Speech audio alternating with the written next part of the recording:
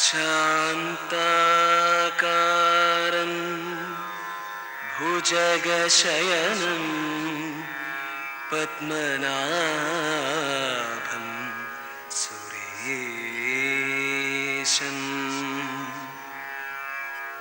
വിശ്വാധാരം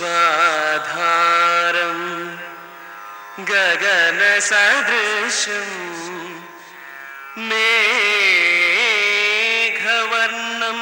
ശുഭാംഗം ലക്ഷ്മീകാന്തം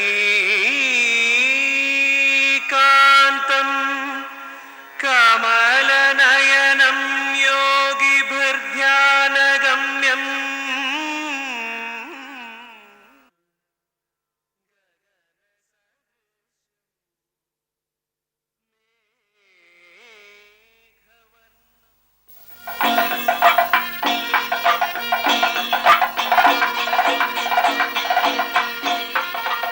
ആഹ്ലാദാതിരേകത്തിന്റെ പൊൻതിടം പേറി ശ്രീപത്മനാഭന്റെ ഉത്സവ ദിനങ്ങൾ വരവായി.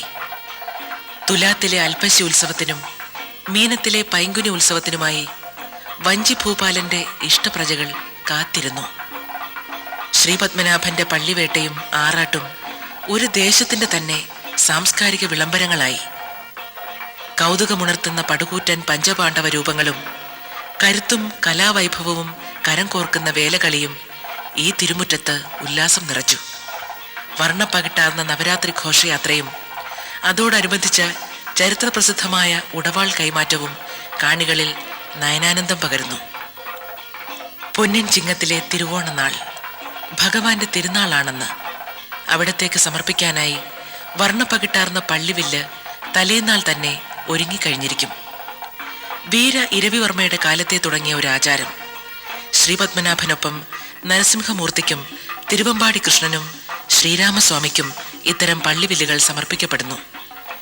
ചിങ്ങമാസം 27-ാം തീയതി വരുന്ന തിരുവോണനാൾ ശ്രീപത്മനാഭന് സമർപ്പിക്കാനായി ഓണവില്ലുകൾ ഉണ്ടാക്കണമെന്ന് പുത്തനങ്ങാടി കണ്ണാളൻ മാദേവൻ കുമാരനാശാരിക്ക് തൃപ്പാപ്പൂർ മൂപ്പൻ കൽപ്പന കൊടുത്തതായി രേഖപ്പെടുത്തിയിരിക്കുന്നു. ഇതേ കുടുംബത്തിലെ പിൻഗാമികൾ പവിത്രമായ ഒരനുഷ്ഠാനമെന്ന പോലെ ഇന്നും ഇത് തുടർന്നു വരുന്നു. തടികൊണ്ട് 3 വലിപ്പത്തിൽ തീർക്കുന്നവയാണ് മനോഹരമായ ഓണവില്ലുകൾ. തിരുവോണനാൾ ക്ഷേത്രത്തിലെ നമ്പിമാർ ഇവ തങ്ങളുടെ മൂർത്തികൾക്ക് സമർപ്പിക്കുന്നു. മാധവൻ കുമാരനാശാൻ എന്നും പറയുന്ന ആശാരി കൊണ്ടാണ് പുരാതന ആദ്യമായിട്ട് ഓണവില്ല് സമർപ്പിച്ചത്. ഇത് ഞങ്ങൾ പാരമ്പര്യമായിട്ട് ഇങ്ങനെ ചെയ്തുകൊണ്ട് വരികയാണ്. ഇത് കാണുന്നത് പത്മനാഭൻ അനന്തശയനും ലക്ഷ്മിയും താടകൻ, അത് കഴിഞ്ഞിട്ട് അസുരൻ ഉള്ള ദേവന്മാരാണ് ഇതിൽ കാണുന്നത്. ഇത് കാണുന്നത് ദശാവതാരം 10, ശ്രീകൃഷ്ണൻ അവതാരം, മൂർത്തി അവതാരം, എല്ലാം 10 അവതാരങ്ങളാണ്. ഇത് ശ്രീകൃഷ്ണ ലീല. ഇത് കാണുന്നത് ശ്രീകൃഷ്ണ ലീലയാണ്. കൃഷ്ണൻ വിളയാടുന്നതും മറ്റുള്ള കാര്യങ്ങളെല്ലാം ഇതിൽ കാണുന്നത്. ഇങ്ങനെ ഞങ്ങൾ ആണ്ടുതോറും പത്മനാഭസ്വാമി ക്ഷേത്രത്തിൽ കാലത്തെ 6 മണിക്ക് സമർപ്പിക്കാനായിട്ട് ഞങ്ങൾ കുടുംബപരമായിട്ട് ഇവിടെ വരുന്നു. 41 ദിവസത്തെ വ്രതം എടുത്താണ് ഇത് ചെയ്ത് പത്മനാഭൻ സമർപ്പിക്കുന്നത്. ഭക്തിയുടെ ഗിരിശൃംഗങ്ങളിൽ നിന്ന് സംഗീതത്തിന്റെ ദേവഗംഗ ഒഴുകുന്ന ചരിത്രപ്രസിദ്ധമായ നവരാത്രി മഹോത്സവം. പത്മനാഭപുരത്ത് നിന്ന് സരസ്വതീ ദേവിയെ വലിയ കൊട്ടാരത്തിലേക്ക് എഴുന്നള്ളിച്ച് പരമ്പരാഗത രീതിയിൽ ആരാധന നടത്തുന്നതാണ് നവരാത്രി മഹോത്സവത്തിലെ പ്രധാന ചടങ്ങ്. ഇതോടനുബന്ധിച്ചുള്ള പ്രസിദ്ധമായ ഉടവാൾ കൈമാറ്റം പത്മനാഭപുരം കൊട്ടാരത്തിലെ ഉപ്പിരിക്ക മാളികയിലാണ് നടക്കുന്നത്. തേവാരക്കെട്ട് സരസ്വതി, കുമാരകോവിൽ സുബ്രഹ്മണ്യൻ, ശുചീന്ദ്രം 300 നങ്ക എന്നീ ദേവവിഗ്രഹങ്ങളാണ് നവരാത്രി മണ്ഡപത്തിലേക്ക് കൊണ്ടുപോകുന്നത്. നവരാത്രി മണ്ഡപത്തിലെത്തുന്ന ഘോഷയാത്രയെ മഹാരാജാവ് കാണിക്കയിട്ട് വണങ്ങി വരവേൽക്കുന്നു. ഉടവാൾ ഭക്ത്യാദരപൂർവ്വം നമസ്കരിച്ച് വാങ്ങി നവരാത്രി മണ്ഡപത്തിൽ വിധിപ്രകാരം സ്ഥാപിക്കുന്നു.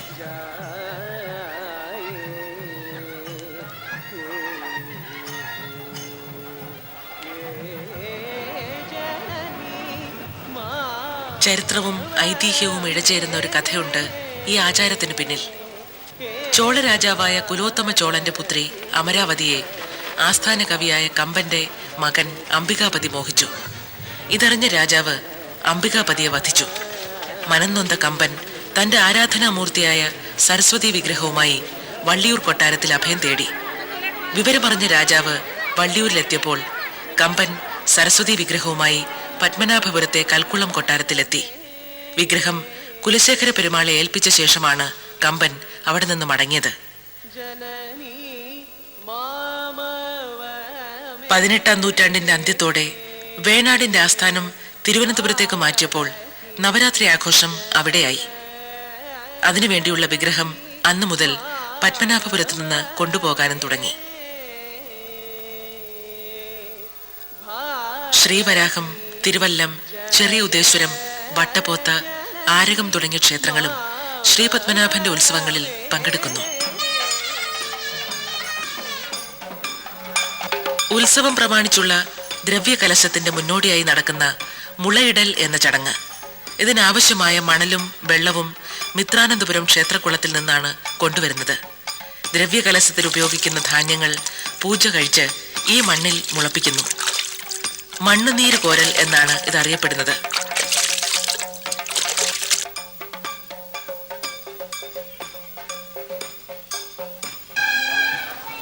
ഉത്സവകാലത്ത് ഓരോ ദിവസവും സിംഹാസന വാഹനം, അനന്തവാഹനം, കമലവാഹനം, പല്ലക്ക് വാഹനം, ഗരുഡവാഹനം, ഇന്ദ്രവാഹനം എന്നിങ്ങനെ അത്യാകർഷകങ്ങളായ പല്ലക്കുകളിൽ വിഗ്രഹങ്ങൾ എഴുന്നള്ളിക്കുന്നു.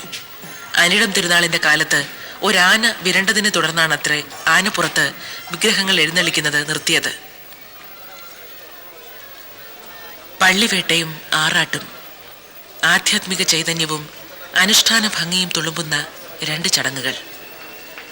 തിന്മയുടെ മേൽ നന്മയ്ക്കുള്ള ആത്യന്തിക വിജയത്തെയും പരമമായ ആത്മശുദ്ധീകരണത്തെയും ധ്വന്യാത്മകമായി ഘോഷിക്കുന്നവയാണ് ആഡംബരപൂർണമായ ഈ ചടങ്ങുകൾ. 9-ാം ഉത്സവ നാളിലാണ് പള്ളിവേട്ട. തൻ്റെ ദേശത്തെ അനർത്ഥങ്ങളെ മുച്ചൂടും നശിപ്പിക്കുവാൻ ശ്രീപത്മനാഭൻ പ്രതീകാത്മകമായി വേട്ടയ്ക്കിറങ്ങുന്നു. വേട്ട സ്ഥലത്ത് കൃത്രിമ വനത്തിൽ സ്ഥാപിക്കുന്ന ഒരു നാളികേരം അനർത്ഥങ്ങളെയും മറ്റും പ്രതിനിധാനം ചെയ്യുന്നു. പതിവായുള്ള രാത്രി ശീവേലി 8:30 മണിയോടെ അവസാനിക്കുമ്പോൾ അന്തരീക്ഷത്തിൽ ശംഖനാദം മുഴങ്ങുകയായി. വേട്ടയ്ക്കായി വാഹനങ്ങൾ പുറത്തിറങ്ങാനുള്ള അടയാളമാണിത്. തുടർന്ന് ഭക്തിസാന്ദ്രമായ നിശബ്ദത എവിടെയും പരക്കുകയായി. തൃപ്പടിദാനം നടത്തിയ ഉടവാളുമേന്തി ആചാരവേഷമണിഞ്ഞ വലിയ തമ്പുരാൻ പടിഞ്ഞാറേ നടയ്ക്ക് പുറത്തു കടക്കുന്നു. തൊട്ടു പിന്നാലെ ആയുധധാരികളായ രാജകുടുംബാംഗങ്ങൾ, ക്ഷത്രിയ ഗോത്ര പ്രതിനിധികൾ, ഉന്നത ഉദ്യോഗസ്ഥന്മാർ എന്നിവരും. ക്ഷേത്രത്തിലെ ഗജശ്രേഷ്ഠന്റെ ചങ്ങലയുതിർക്കുന്ന ഝിൽ ഝിൽ നാദം മാത്രം അനവദ്യമായ മൗനത്തെ ഭഞ്ജിച്ചുകൊണ്ട് ഇടയ്ക്കിടെ മുഴങ്ങുകയായി. തങ്ങളുടെ ആസ്ഥാനദേവൻ പള്ളിവേട്ടയ്ക്കിറങ്ങുന്നത് ദർശിക്കുവാൻ സുന്ദരവിലാസം കൊട്ടാരത്തിൽ രാജകുടുംബാംഗങ്ങൾ എത്തിച്ചേർന്നിരിക്കും. ആനവാൾ എന്നറിയപ്പെടുന്ന പരിചാരകൻ അമ്പും വില്ലുമേന്തി വേട്ടസ്ഥലത്ത് കാത്തു നിൽക്കുകയാണ്. തന്ത്രി എത്തി ബലിയർപ്പിക്കുന്നതോടെ പരിചാരകൻ അദ്ദേഹത്തിന് അമ്പും വില്ലും കൈമാറുന്നു. തന്ത്രിയിൽ നിന്ന് അവ ഏറ്റുവാങ്ങുന്ന തമ്പുരാൻ നാളികേരത്തിലേക്ക് അമ്പെയ്യുന്നതോടെ പള്ളിവേട്ടയ്ക്ക് സമാപനമായി.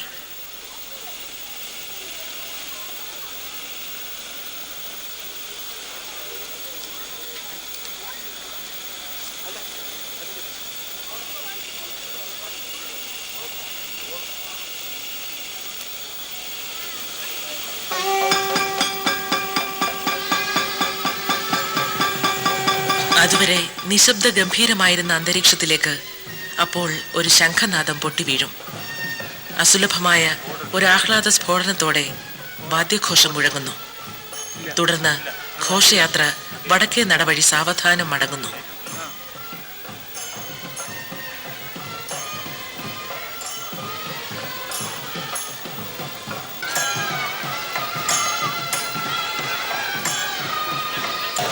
പള്ളിവേട്ട നടന്ന കൃത്രിമ വനം ഇപ്പോൾ ഇളകി മറിയുകയാണ്. ജനക്കൂട്ടം അതിലെ ഇലഞ്ഞിമര കൊമ്പുകളിൽ നിന്ന് ഇലകൾ ഒന്നൊഴിയാതെ കൈക്കലാക്കുകയാണ്. നിമിഷങ്ങൾക്കകം അവിടം ശൂന്യമാകും. ഭാഗ്യദായകങ്ങളാണ് ഈ ഇലകളെന്നാണ് വിശ്വാസം. ക്ഷേത്ര ചടങ്ങുകളിൽ പ്രൗഢഗംഭീരവും ചരിത്രപ്രസിദ്ധവുമായ ഒന്നാണ് ആറാട്ട്.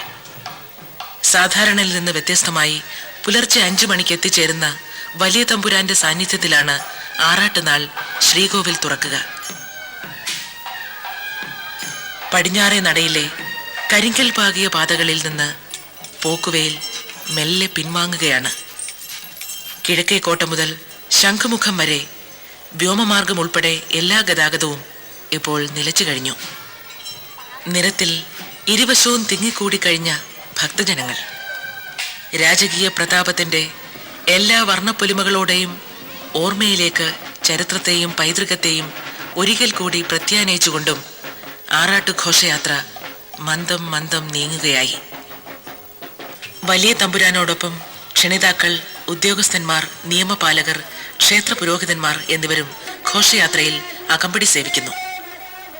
വാഹനങ്ങൾ കോട്ടവാതിൽ കടക്കേണ്ട താമസം അന്തരീക്ഷത്തെ പ്രകമ്പനം കൊള്ളിക്കുമാറ് 21 ആചാരവടികൾ മുഴങ്ങുന്നു. ഈഞ്ചയ്ക്കൽ കവലയ്ക്ക് സമീപവും വിമാനത്താവളത്തിലെ കരിക്കൻ മണ്ഡപത്തിലും പൂജ നടത്തുവാനായി ഘോഷയാത്ര നിൽക്കുന്നു. തുടർന്ന് വിമാനത്താവളം മുറിച്ച് കടപ്പുറത്തേക്ക്. വള്ളക്കടവ് ഭാഗത്തെ മുസ്ലിം സമുദായക്കാർ എല്ലാ വർഷവും ആറാട്ട് ഘോഷയാത്രയ്ക്ക് അഭിവാദ്യം അർപ്പിക്കുവാൻ എത്തിച്ചേരുന്നു.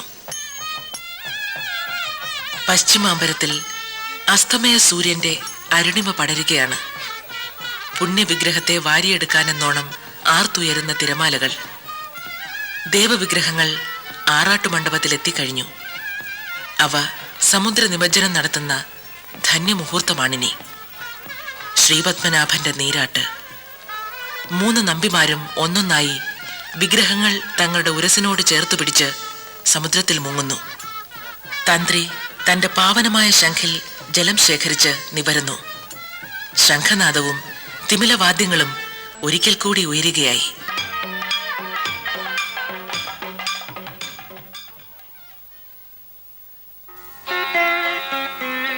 അൽപ്പശി ഉത്സവത്തിന്റെ എല്ലാ ചടങ്ങുകളും അനുഷ്ഠാനങ്ങളും മീനത്തിലെ പൈങ്കുനി ഉത്സവത്തിലും ആവർത്തിക്കപ്പെടുന്നു. ഉത്സവകാലത്ത് കിഴക്കേ ഗോപുരത്തിന് അഭിമുഖമായി പഞ്ചപാണ്ഡവന്മാരുടെ പടുകൂറ്റൻ പ്രതിമകൾ ഉയരുന്നു. വേലകളി പോലെ അപൂർവ സുന്ദരങ്ങളായ എത്രയെത്ര അനുഷ്ഠാന കലകൾ അരങ്ങ് തകർത്തവയായിരുന്നു പോയ കാലങ്ങളിലെ പൈങ്കുനി ഉത്സവങ്ങൾ. പൊയ്പോയ പ്രതാപൈശ്വര്യങ്ങളുടെ മുഗ്ധസ്മൃതികൾ ഉണർത്തുന്ന നിറയും പുത്തരിയും. പുത്തരിക്കണ്ടത്തിൽ നിന്ന് കൊയ്തെടുത്ത കതിർക്കുലകൾ ക്ഷേത്രത്തിലേക്ക് ആഘോഷപൂർവ്വം കൊണ്ടുവരുന്ന ചടങ്ങാണിത്. എക്സിക്യൂട്ടീവ് ഓഫീസറുടെ മേൽനോട്ടത്തിൽ പത്മതീർത്ഥത്തിന്റെ തെക്ക് കിഴക്കേ മണ്ഡപത്തിൽ വയ്ക്കുന്ന ഈ കതിർക്കുലകൾ തിരുവമ്പാടിക്കുറുപ്പ് ക്ഷേത്രത്തിലേക്ക് തലച്ചുമടായി കൊണ്ടുപോകുന്നു. നാടകശാല മുഖപ്പിൽ ഒരു പീഠത്തിൽ വയ്ക്കുന്ന ഈ നെൽക്കുലകൾ പുണ്യാഹം തളിച്ച് ശ്രീപത്മനാഭന് സമർപ്പിക്കുകയും ചെയ്യുന്നു. മറ്റൊരു ക്ഷേത്ര ജീവനക്കാരൻ കലവറയിൽ നിന്ന് ഒരു പുൽക്കൂടയിൽ അവലും മലരും വാങ്ങുകയും അത് പാചകശാലയിൽ കീഴ്ശാന്തിമാരെ ഏൽപ്പിക്കുകയും ചെയ്യുന്നു. നെൽക്കതിരിലും അവലിലും ഒരു ഭാഗം കൊട്ടാരത്തിലേക്കും അവശേഷിക്കുന്നത് ക്ഷേത്ര ജീവനക്കാർക്കും പൊതുജനങ്ങൾക്കും നൽകുന്നു. ഭാഗ്യദായകമെന്ന് കരുതപ്പെടുന്ന ഈ നെൽക്കതിരുകൾ വരുന്ന ആണ്ടുവരെ ഭക്തജനങ്ങൾ വീടുകളിൽ സൂക്ഷിക്കുന്നു.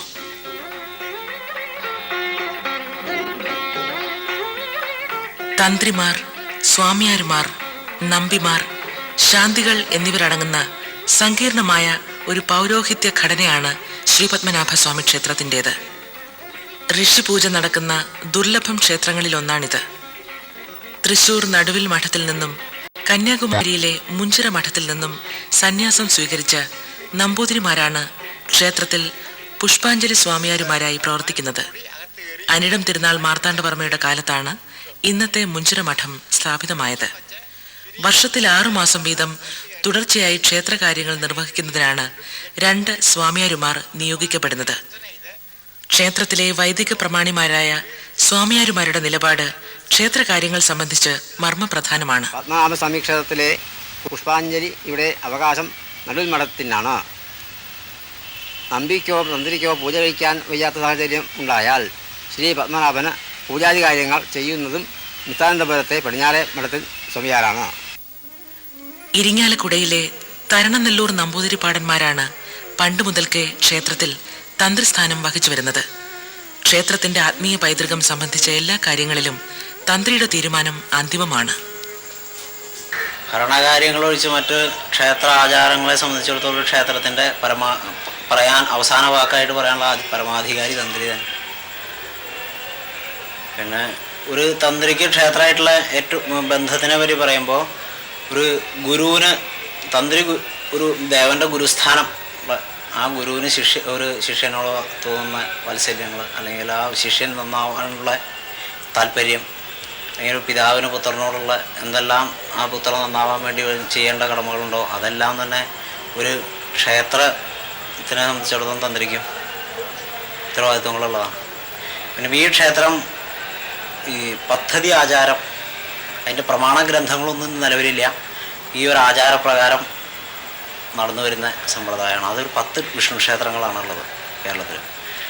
അപ്പോൾ അവിടെ പൂജകൾക്കും ചില നിർബന്ധങ്ങളും നിബന്ധനകളും ഉണ്ട്. പിന്നെ ഉത്സവം തുടങ്ങിയിട്ടുള്ള ചടങ്ങുകളിലായാലും ചില വിശേഷങ്ങളുണ്ട്. പരശുരാമ പദ്ധതി എന്ന അമൂല്യ ഗ്രന്ഥത്തിന്റെ അടിസ്ഥാനത്തിലാണ് തരണനല്ലൂർ ഇല്ലക്കാർ തന്ത്രം നടത്തുന്നത്. തരണനല്ലൂർ പത്മനാഭരൂർ നമ്പൂതിരിപ്പാടാണ് ഇല്ലത്തെ ഇപ്പോഴത്തെ കാരണവർ. പെരിയ നമ്പി, പഞ്ചഗവ്യത്ത് നമ്പി, തെക്കേടൻ നമ്പി, തിരുവമ്പാടി നമ്പി എന്നിങ്ങനെ 4 മുഖ്യ പൂജാരിമാരാണ് ക്ഷേത്രത്തിലുള്ളത്. പെരിയമ്പി പ്രത്യേകം ചില അവകാശങ്ങളുണ്ട്. ആ സമയത്ത് അവിടെ വന്ന് ശ്രീപത്മനാഭ സ്വാമി നിർബന്ധമായിട്ട് പോയി തന്നെ തീരണം. അസുഖം വന്നാൽ പഞ്ചായത്ത് നമ്പയെ കൊണ്ട് ചെയ്യിക്കും. ഞങ്ങൾക്ക് 2 പേർക്കും അസൗകര്യം വരുന്ന സമയത്ത് സ്വാമിയാരെ കൊണ്ട് പൂജ കഴിപ്പിക്കും. പെരിയ നമ്പി മലയാളിയായ ഇക്കര ദേശക്കാരനാണെങ്കിൽ പഞ്ചഗവ്യത്ത് നമ്പി തുളു ബ്രാഹ്മണനായ അക്കര ദേശക്കാരനായിരിക്കും. തിരുവമ്പാടി ക്ഷേത്രത്തിലേക്കുള്ള നമ്പിയാണ് തിരുവമ്പാടി നമ്പി.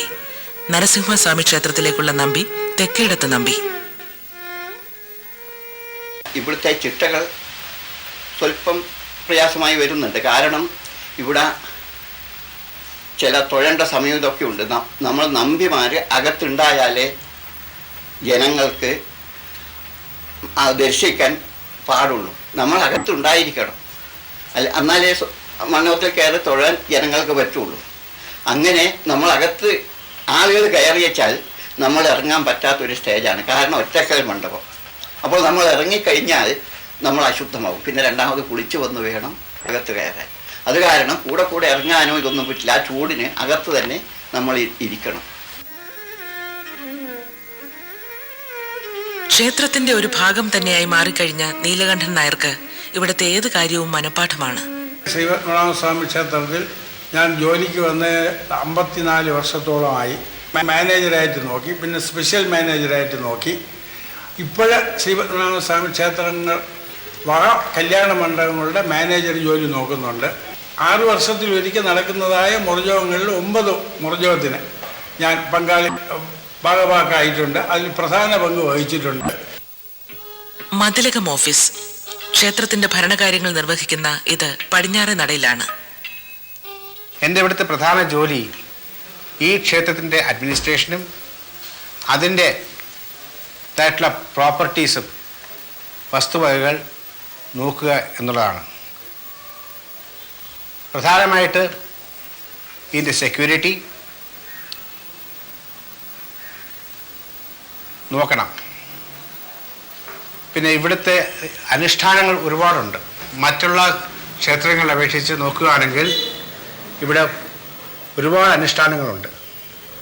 ആ അനുഷ്ഠാനങ്ങളെല്ലാം പൂജാതി ക്രമങ്ങളെല്ലാം അതിൻ്റെ കൃത്യസമയത്ത് നടക്കണം എന്നുള്ള നിർബന്ധമുണ്ട്. അതുകൊണ്ട് അതിന് നടത്തിപ്പിന് വേണ്ടി ഞാൻ ആ ഒരു ഭാഗം കൂടെ നോക്കുന്നുണ്ട്. ക്ഷേത്രാന്തർഭാഗങ്ങളുടെ സുരക്ഷിതത്വ ചുമതല വഹിക്കുന്ന വ്യക്തിയാണ് തിരുമേനിക്കാവിൽ കുറുപ്പ്. തിരുവമ്പാടി കുറുപ്പിനാണ് തിരുവമ്പാടി ശ്രീകൃഷ്ണസ്വാമി ക്ഷേത്രത്തിന്റെ സംരക്ഷണ ചുമതല. ദീപപ്രഭയാൽ സ്വർഗീയ സൗന്ദര്യം വഴിയുന്ന പത്മനാഭസ്വാമി ക്ഷേത്രത്തിലെ ലക്ഷദീപം മുറജപത്തിന്റെ 56ാം ദിവസമാണിത്. പഞ്ചഭൂതങ്ങളിൽ ഒന്നായ അഗ്നിയോടുള്ള ആരാധനയാണ് ഇത് പ്രതീകവൽക്കരിക്കുന്നത്. 6 ആണ്ട് കൂടുമ്പോൾ നടക്കുന്ന മന്ത്രപ്രധാനമായൊരു വൈദിക ചടങ്ങാണ് മുറജപം. 8 ദിവസത്തിലും ഋഗ്വേദം പാരായണം ചെയ്യുകയും ഉച്ചയ്ക്ക് ശിവേലിപ്പരയിൽ സഹസ്രനാമം ജപിക്കുകയും വൈകിട്ട് പത്മതീർത്ഥക്കുളത്തിൽ മുട്ടോളം ജലത്തിൽ ഇറങ്ങി നിന്നുകൊണ്ട് ജലജപം നടത്തുകയുമായിരുന്നു പതിവ്. ഇന്ന് ജലജപമില്ല. മുറജപത്തെ സംബന്ധിച്ച് ധാരാളം പറയാനുണ്ടെങ്കിലും രാജ്യാഭിവൃദ്ധിയും ജനങ്ങളുടെ ഐശ്വര്യത്തിനും വേണ്ടിയായിരുന്നു പണ്ട് രാജാക്കന്മാർ ഈ വലിയ അടിയന്തരം നടത്തിയിരുന്നത്. ശാന്താകാരം ഭുജഗശയനം. മഹാവിഷ്ണുവിന്റെ 24 സങ്കല്പങ്ങളിലൊന്നാണ് അനന്തശയന രൂപം. പത്മം നാഭിയിൽ വഹിക്കുന്നവനെന്നാണ് പത്മനാഭൻ എന്ന വാക്കിന്റെ അർത്ഥം. ശാന്തസ്വരൂപനായ സത്യാനന്ദമൂർത്തിയായും തൃക്കണ്ണുകൾ മുക്കാലും അടച്ച് യോഗനിദ്രയിൽ അനന്തശായിയുമായാണ് മഹാവിഷ്ണുവിനെ ഇവിടെ സങ്കല്പിച്ചിരിക്കുന്നത്. പത്മം പവിത്രതയെയും വീര്യത്തെയും ദ്യോതിപ്പിക്കുന്നു. അനന്തൻ അനന്തതയെ സൂചിപ്പിക്കുന്നു. 5 ഫണങ്ങളെ പഞ്ചേന്ദ്രിയങ്ങളായും പഞ്ചഭൂതങ്ങളായും വ്യാഖ്യാനിക്കാം. ഇടത് കൈയിൽ ഹൃത്പത്മമായ താമരപ്പൂ പിടിച്ചിരിക്കുന്നു. ജീവാത്മാവും പരമാത്മാവും ഒന്നു തന്നെയാണെന്ന് കാണിക്കുന്ന ചിന്മുദ്രയും ഇതേ കൈ പ്രദർശിപ്പിക്കുന്നുണ്ട്. ചിന്മുദ്രയോടുകൂടി തന്നെ വലത് കൈ അധോമുഖമായി നിൽക്കുന്നു. അടിയിൽ ഒരു ചെറിയ സ്വർണത്തട്ടിൽ ഒരു ശിവലിംഗമുണ്ട്. ഈ ലിംഗം ശൈവ സാളഗ്രാമശിലയിൽ കൊത്തിയുണ്ടാക്കിയതാണ്. മൂലബിംബത്തിൽ നിന്നുയരുന്ന താമരയിൽ ബ്രഹ്മാവ് ആസനസ്ഥനായിരിക്കുന്നു. ഹിന്ദുമതത്തിലെ തന്നെ വ്യത്യസ്ത വിശ്വാസധാരകൾ തമ്മിൽ സംഘർഷം അപൂർവമല്ലാതായിരുന്ന ഒരു കാലത്ത് ബ്രഹ്മ വിഷ്ണു മഹേശ്വരന്മാർ ഒരുമിച്ച് ചേരുന്ന ശ്രീകോവിൽ ശ്രദ്ധേയമായ സഹവർത്തിത്വം വിളിച്ചോതുന്നു. രാജ്യവും രാജാധികാരവും കുലദൈവത്തിന് ആത്മാർപ്പണം ചെയ്ത അത്യപൂർവവും അനുപമവുമായ ഒരു ചരിത്രമാണ് ഈ മഹാക്ഷേത്രത്തിൻ്റെത്. രാജഭരണം അവസാനിക്കുന്നതുവരെ തിരുവിതാംകൂറിൻ്റെ ഔദ്യോഗിക ഭരണകർത്താവായിരുന്നു ശ്രീപത്മനാഭൻ. ശ്രീപത്മനാഭനെ രാജ്യത്തിൻ്റെ അധിദേവൻ എന്നതിലുപരി തിരുവിതാംകൂർ ഭരണഘടനയുടെ തലവനായും ബ്രിട്ടീഷ് ഗവൺമെന്റ് പോലും ഔദ്യോഗികമായി അംഗീകരിച്ചിരുന്നു. ലോകത്രയാശ്രയനും ആദിദേവനുമായി പുരാണങ്ങൾ പാടിപ്പുകഴ്ത്തുന്ന സാക്ഷാൽ ശ്രീപത്മനാഭൻ അങ്ങനെ ഒരു രാജവംശത്തിൻ്റെ എന്ന പോലെ രാജ്യവാസികളുടെയും ആത്മനാഥനായി. ആദിത്യകിരണങ്ങൾക്കൊപ്പം പത്മതീർത്ഥമുണരുമ്പോൾ ഒരത്ഭുതമെന്ന പോലെ മേത്തൻമണി മുട്ടി നിൽക്കുമ്പോൾ വഞ്ചിനാടിൻ്റെ ആ കീർത്തിസ്തംഭങ്ങൾ സാന്ധ്യശോഭയിൽ മാസ്മര പ്രഭ ചൊരിയുമ്പോൾ മഹാകാലങ്ങളുടെ മുഗ്ധസ്മരണകളിലേക്ക് നമ്മളും അറിയാതെ മടങ്ങിപ്പോവുകയാണ്.